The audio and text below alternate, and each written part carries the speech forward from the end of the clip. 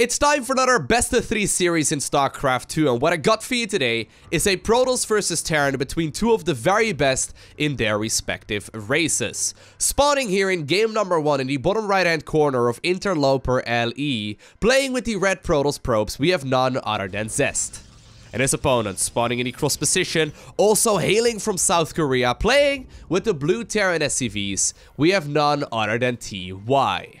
Now, both of these players are very accomplished in their own rights. Zest, for example, ended up winning an IEM, a Kespa Cup, 3 GSLs, as well as a Home Story Cup. That most definitely is already a massive accomplishment on its own. I mean, winning 3 GSL Codesses is essentially like winning 3 times the highest level tournament in all of StarCraft 2. Now, the same really can be said for TY as well. TY is an absolute monster. This year in particular, 2017, he's had some massive victories. For example, earlier on this year, I believe it was in January, he ended up winning the WESG for roughly $200,000 as far as the first place prize goes, which was definitely is very respectable. And then a couple of months later, in March, he ended up winning the IEM season as well, which was another $100,000. So TY, just in tournament victories alone, and he's played in a lot more stuff. He's got a lot more second places and a lot more victories as well over the course of his career. He most definitely is one of the very best when it comes to the Terran pieces right now.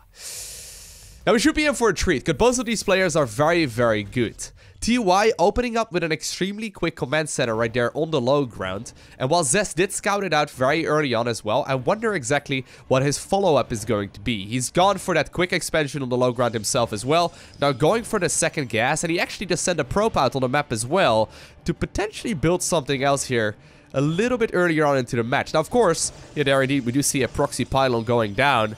Of course, the Protoss versus Terran matchup is very much so focused around the Oracle. I mean, it's been for quite some time. Oracles are very good when it comes to harassing the Terran player, but also to keep track of most of their army relations just a little while later into the game. Of course, besides just dealing damage, they are one of the best supportive units right now when it comes to Protoss as well. And I wouldn't be surprised, yeah, indeed, we do see that Stargate go down very early on into the game if Zest is gonna try and deal some damage with Oracles early on. So here's what we got, right? Zest scouted that his opponent went for a very quick command center right there on the low ground.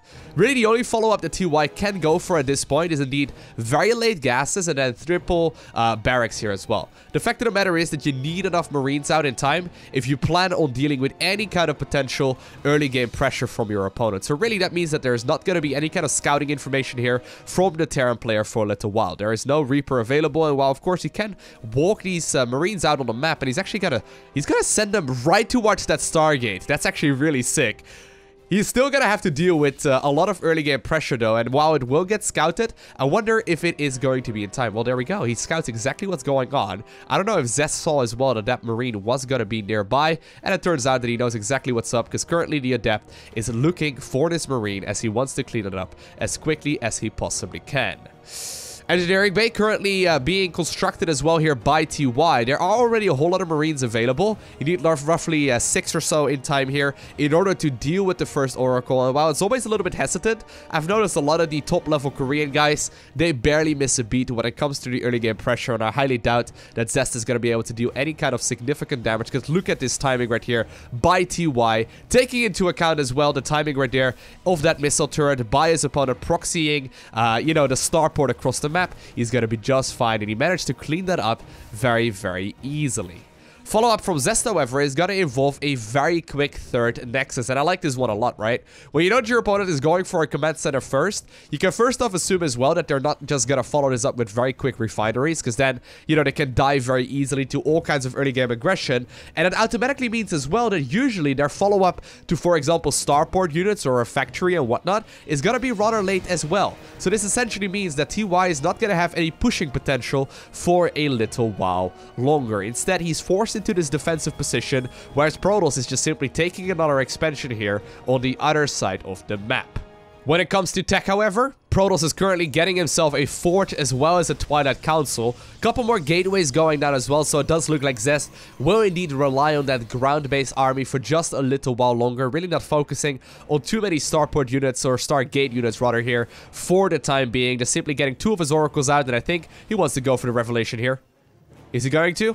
I guess he will. There we go. He's going to be able to keep close eyes out on exactly where these Marines are located, but apparently TY doesn't really care. He's already salvaged the bunker, and he's going to continue onwards with as much production as he possibly can at this point in the game. Marines making their way right now to the top side of the map. They're going to be able to clean up this pylon as well as the Stargate to prevent it from dealing any kind of future damage here a little while later into the game. But Zest is already happily mining off of his third Nexus right now at this point in the game. Knocking down the rocks as well to really prevent his opponent from easy access into the mineral line. And that really means that this is going to be a game where TY needs to make a move, right? There's no command center out just yet. And while TY does have a very scary army, look at that, right? 35 army supply versus only 16. There is, of course, going to be a mothership core here for at least now, for another couple of weeks here for the Protoss player. Of course, next month we will see the removal of the mothership core and the introduction of shield batteries, and Protoss will have to rethink their entire early game. But for now, Zest does still have access to the one unit right here that should give him a very good chance at still defending this at this point in the game. All he really needs is time, right? It's already 59 workers versus 44. That means that the longer that this game goes on, the more ahead Zest will become, and that's very important here to keep in mind. These Marines and Marauders are essentially on a timer, because 60 workers versus 44 is going to go heavily in favor here of the Protoss. For the time being, though, TY does have a menacing army, and he's just simply going to knock down the rocks. 2 medevacs full of units are now also being boosted into that natural, though nice catch right there by Zest, knows exactly what's going on, revealing all of those units as well, and he's making sure that they're not going to be able to drop off in prime locations here right from the get-go. Apparently, though, the drop-off right there in the main base will trigger the Oracles to start fighting here for a little while longer. Still no third command center to be seen anywhere, right? TY just simply transitioning towards more and more barracks here instead, and it does look like he wants to go for a big push. Double photon overcharge does get forged there. Of course, that does mean that the mothership core will only have enough energy remaining now for a single photon overcharge. And that is that is something very important here to keep in mind. Once this army indeed runs out of photon overcharges, that means that the Terran player all of a sudden has got a lot more pushing potential. Still trying to find an angle though. TY is trying to get the most value out of this composition once again. As soon as the shades come in, however, we immediately see the pickup once again, and the Marines are actually now turning around, going after the main Nexus mineral line there, which is very nicely done. At the same time, while a bunch of the probes are indeed dying there inside of the main base, we do see the switch over right there to more and more units here on the third base location of the Protoss player as well. Continued harassment here on both sides, and actually the warpins right now of Zest are really not providing him with a whole lot of value. Instead of assuming that third Nexus, you know, to just simply be an economic focus one, right? We see TY pushing extremely heavily into it, not going for a third command center of his own whatsoever, just simply rallying more and more units across the map, and with some weird like dropship shenanigans there, he found himself an angle. He's cleaning up tons of workers as well. And while the last photon overcharge for now does get forced, Zest is not looking very healthy here anymore. Still ahead though when it comes to the worker count, and that is something very important here to keep in mind. The longer that this fight goes on, the more mined out the main base of the Terran player will become as well, because of all of those mules, of course. Terran units are now actually dying in plentiful numbers. Medevacs are taking a lot of damage as well, and while TY is currently ahead when it comes to the supply count, the question is, will there be enough here for him to clean up all of the Protoss units here that are still available for his opponent? Massive Widow Mine hits right now going down as well, cleaning up a bunch of those, you know, Protoss reinforcements. And while the photon overcharge once again runs out, I think that the amount of reinforcing units at this point could spell disaster right here for the Protoss player in red. Look at the amount of blue Terra units right now moving across here as well. GG is called, and game number 1 goes in favor right here of TY. I wonder what mind games are going on in this match as well, though, because usually TY is a pretty macro-focused Terran player, right? And the build that he went for in the previous game really is quite straightforward. I mean, if that's something that you want to give a try in Terran versus Protoss, by all means, go ahead, give it a try, because I think it's most definitely doable to execute right there. But normally, TY plays quite a heavy macro-focused strategy as well, so I wouldn't have been surprised if he just simply took himself that third command center, but instead, we saw him add on 2 additional barracks there, and that really made his push that was originally intended as more or less like a timing attack, it really turned it much more into an all-in kind of scenario instead. And I wonder what he exactly had in mind there if that push did not work out. Zest, however, really not catching the upper hand there in that previous game, and he's gonna have to show it right here in game number 2, because otherwise he may end up losing this series here already. TY this time around though, not going for that command center nearly as quickly here. I wouldn't be surprised if he's gonna get one very shortly, but we do indeed see now a match on Acolyte LE, and Acolyte is a bit of a funny map. Not only is there an in-base expansion right here available right from the get-go for both of these players, the third base is actually very easy to take too, and very easy to defend because of this high ground right above it, as well as this tight choke. So a lot of Protoss players, for example, tend to opt to go for a very heavy late-game focused army, because we all know how strong the Golden Armada is, right? Once the Terran player has to deal with a maxed-out Protoss air army, it becomes a different game entirely, and the same is true, of course, for the Protoss versus Zerg matchup. Although, you know, Zerg definitely has a harder time dealing with those kind of compositions than the Terran player when they have the option to go for a lot more mid-game pushes here as well. Regardless though, Zest is going to try his very best here, and he will need to, because otherwise he will end up losing this series. Now, by the way, if my voice sounds a little bit funny, I woke up with the worst cold today. It's actually been the case for a couple of days right now, and I was secretly hoping that it was going to get better, but sadly so far, I seem to not be able to cure it just yet. I guess only time will fix it. It's probably gonna take a couple more days. But if my voice sounds a little bit funny, or if I sound like I do have a cold, well, I guess it's true. My nose is a little bit stuffed. Very quick third command center here though for TY. Look at that greediness. Oh, I love it. TY knows he's ahead. This is not a build I would advise you to go for if you are a ladder player. But if you are ahead, right, you may as well take a bit of a risk. So here's what TY went for. He went for something a little bit safer here in the earlier part of the game, but then he followed it up with a reactor right here on the barracks. He's going to start producing Marines anyway, but he went for very, very quick double command center. Very cheeky little play there by the Terran player. It's going to give him a huge amount of economy, and we all know how powerful this map is for in particular Protoss players. So I think that TY is doing this as a response to the fact that he's 1-0 ahead, so he can take a bit of a risk, but also he probably doesn't want to play too late of a game on a map like this against a Protoss player that is very good at this defensive play style. Robotics facility as well as the Twilight Council right now being taken here by Zest. He's gonna follow this up with some more gateways, but you can see he is forced to play this a whole lot safer right here than the Terran player. This is also gonna be in a position that's gonna be rather difficult to scout, right? Like, how are you really gonna be able to check out whether or not this command center is up?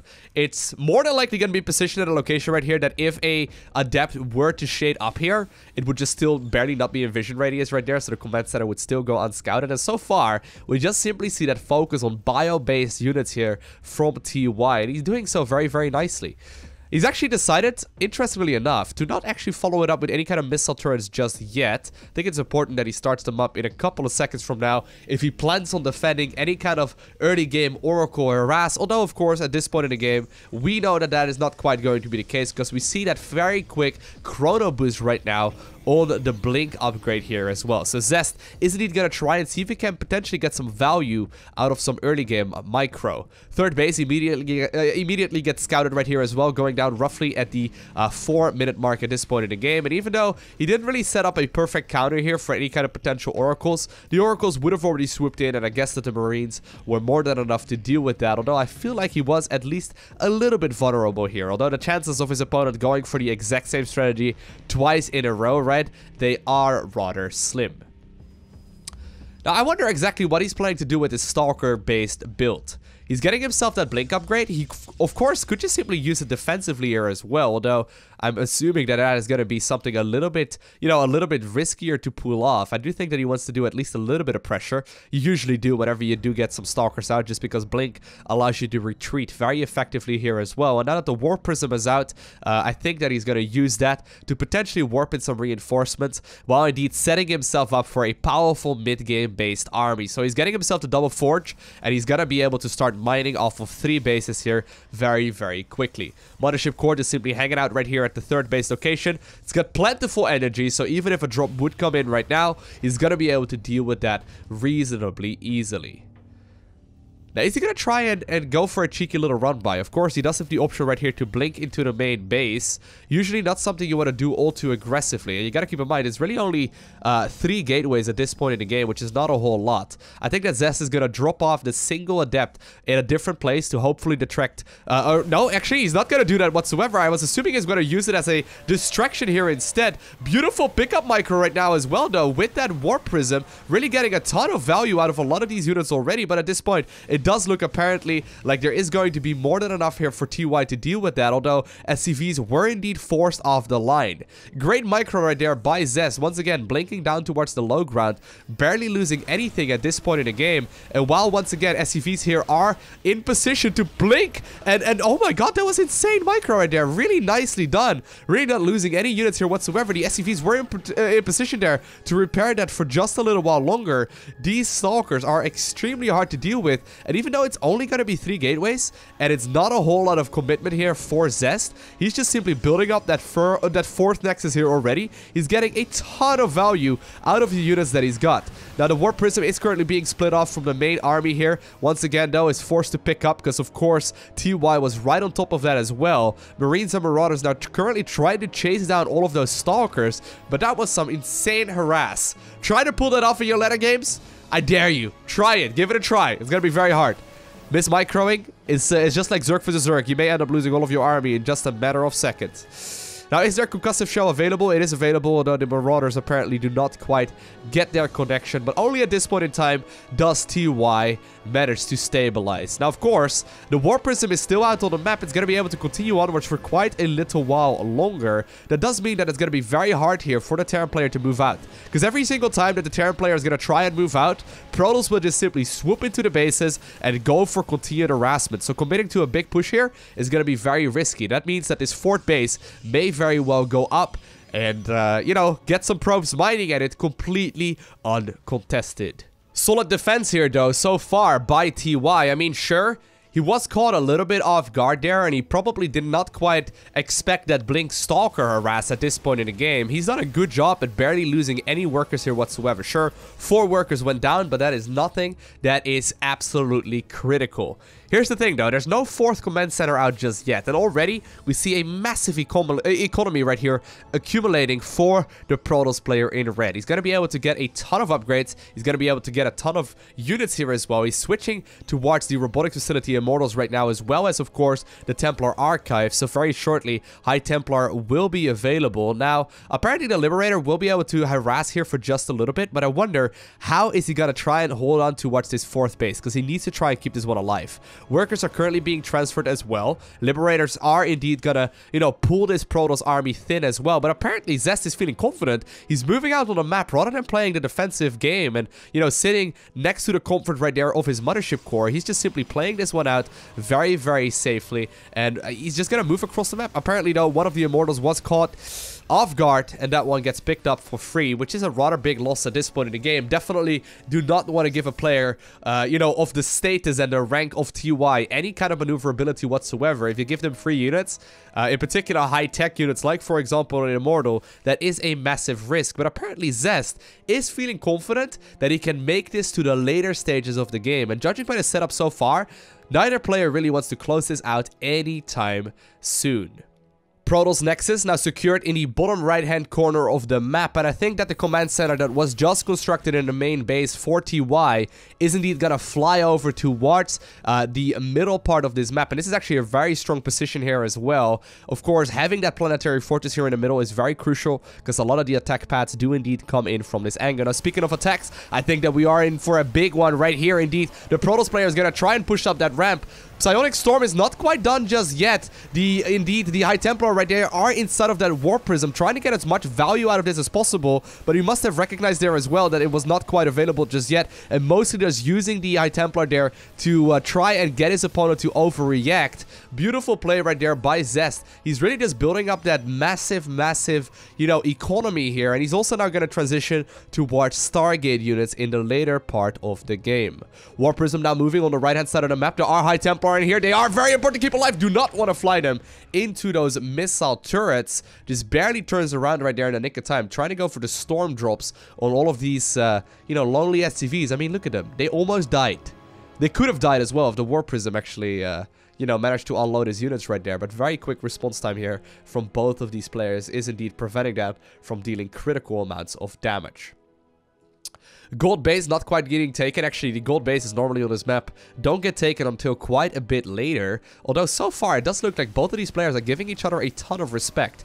TY though mechering out a massive army, although the Psionic Storms are dealing the damage. Dropping the High Templar outside of those War Prisms and then storming them is extremely powerful. Of course, that makes them so much more mobile. Normally the High Templar, of course, a rather difficult unit to control, but if you put them in a War Prism and you can micro that, right, and you can deal with all of the different things that you need to handle as a Protoss player, you can deal a huge amount of damage because the War Prism is you know, much better at flying to the front and potentially setting up flanks than the High Templar is itself. New High Templar once again being morphed in, and they're just simply gonna sit inside of that War Prism. More and more are being added on right now as well. They will accumulate energy while inside of that War Prism as well, so that's an important thing right there to keep in mind. Once again though, Protoss is gonna continue onwards with this harass. Terran is currently called out on the map, and only really reinforcing units are available here at the top of the ramp, although most of those are indeed Liberators, and Liberators become extremely powerful at this point in the game. The drops, oh man, the dropships do right there get scouted in the nick of time. Is he gonna be able to get over there though? It does look like Zest indeed decides to go for the counterattack here instead. He did scan both locations right now. Oh my god, great photon overcharges, deflecting this push entirely, and this opens up a massive opportunity for Zest to go for the counterattack right here as well. Liberators are no longer close to this army. Couple of reinforcing units are once again trying to make their way towards this, but the majority of the army of TY is currently caught on the other side of the map. Storm drops once again dealing a huge amount of damage. There are a lot of Liberators though right now. TY though looking for an angle right here. He's trying to go towards that third base location of the Protoss player, unloading all of those units. That's gonna be very, very tricky. In the meantime, of course, on the other side of the map, the Liberators and the Marines and the Marauders that were indeed reinforcing this Terran army managed to secure the lockdown right there and prevented the Protoss from moving up the ramp. The first Tempests are out right now. They're gonna be very, very helpful. Question is though, did the Terran player overextend? Looks like he's gonna give up the majority of those units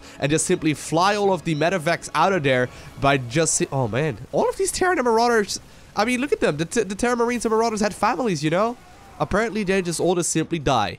Meanwhile, though, in the bottom right-hand corner here of the map, once again, the medevacs have arrived. They're going to drop off in this different position here once again. And the Liberators, they can zone this so effectively, although the Stalkers are currently blinking forward, picking up a couple of these free units. I wonder exactly what the setup is going to be, though. Do you really want to commit here with all too much aggression? Not even that much mining going on here in the bottom right-hand corner of the map, but at the same time, Blink Stalkers chasing out a big chunk of that army. And Zest is currently at 200 supply versus a 170 supply Terran player. And look at that, more and more supply will end up dying there as well. Look at that. Beautiful, beautiful play here by Zest, really showing what he's capable of. Not only, you know, securing a massive economy, zoning his opponent very nicely.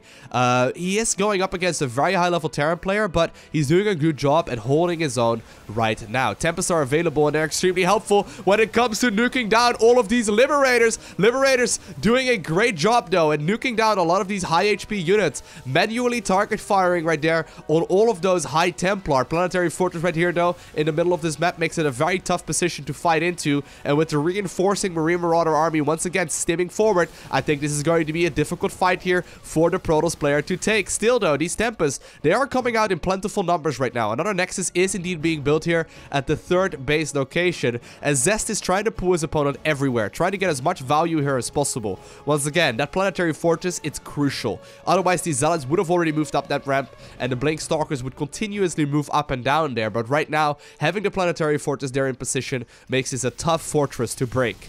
At this point though, ghosts are available as well, and that means that EMPs do become a very important part of this game. There's not going to be a lot of splash damage available here for the Protoss player here anymore anyway, but look at that. Getting rid of those shields here, at the very least deflects this Protoss from moving onwards for just a little while longer. Single Oracle now using its Revelation to try and get more and more value, and Zest, he's advancing onwards, trying to get as much value here as he can. Once again though, is he overextending? The Stalkers are indeed blinking backwards while the Zealots are charging to to their deaths. Still a lot of High Templar available though. He's trying to get rid of all of these ghosts. One EMP can absolutely change the outcome, but right now it doesn't have enough energy to go ahead and cast exactly that spell. Planetary Fortress is under a lot of pressure. Terran units are going to try and repair that with a storm drop going down as well. A lot of these SCVs do end up dying, and I think that the middle position has been broken here by the Protoss player in red. Question is he not sacrificing a little bit too many units to try and pull this off? A lot of this Terran army is going to try and once again engage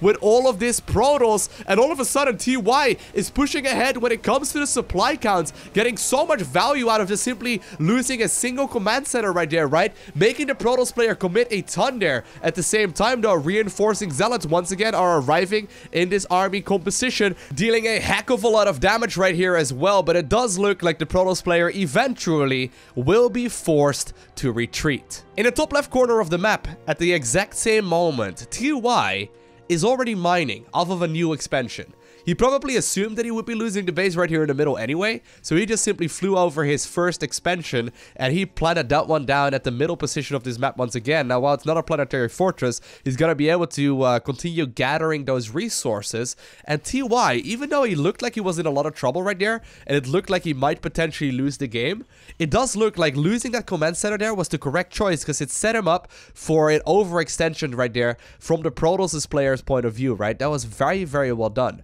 And even the gold base location right now out on the map, quite vulnerable, is being taken here by the Terran player in blue. Now, apparently, though, indeed, the Zealots and the Stalkers are going to try and deal with that. At the exact same time, a War Prism is moving in. Storm is available on all of those High Templar, and so many... Oh my god, that was 13 SCVs in just a matter of seconds right there. But all of a sudden, that economy from the Terran player was affected quite heavily.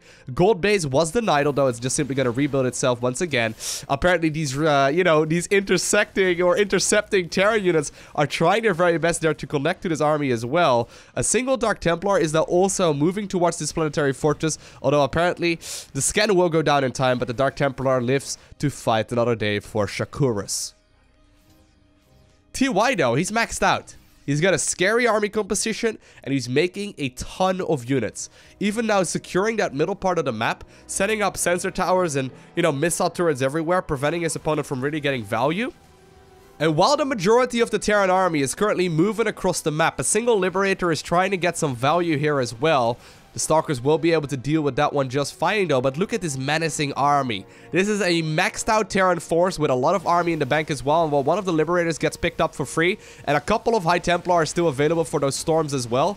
Actually, just barely loading up the Ghost right there into the Metavex as well. Same situation as the War Prisms, of course. If you manage to land the EMPs, it's going to shut down a lot of that splash damage. Now, at this point in the game, there are indeed more than enough High Templar available. A couple of them actually now also morphing into an Archon here, which is going to be interesting. But this right here in the bottom right hand corner of the map is a very important base here for the Protoss player, who is going to be careful. Don't want to lose those High Templar for free. And with those liberation zones down, how exactly are you engaged into this, right? More and more High Templar are trying to waddle closer towards this army. Sure, they're going to be able to do a little bit of damage once Storm goes down, but EMPs are also landed, and that means that the snipes can go down, reinforcing Terran armies right now as well, coming in from the back. They're trying to set up this surround right here, and while there are a lot more storms available, EMPs get landed, and that was the last storm here, at the very least for the time being. Great play here by TY, getting so much value out of his units, right? Really pushing onwards. Now, there are still two High Templar trying to move closer. Zest loses them, and TY obtains the victory. A super high level match. Really well done here by TY, obtaining the victory right here in a 2-0 fashion. And I hope that you enjoyed watching this match. If you did, make sure you hit that like button down below, and if you want to see more, make sure you hit that subscribe button so you get a notification as soon as I upload more. But other than that, I want to thank you for watching. Have an amazing day, okay? Do not forget to smile, and I'll see you in the next one.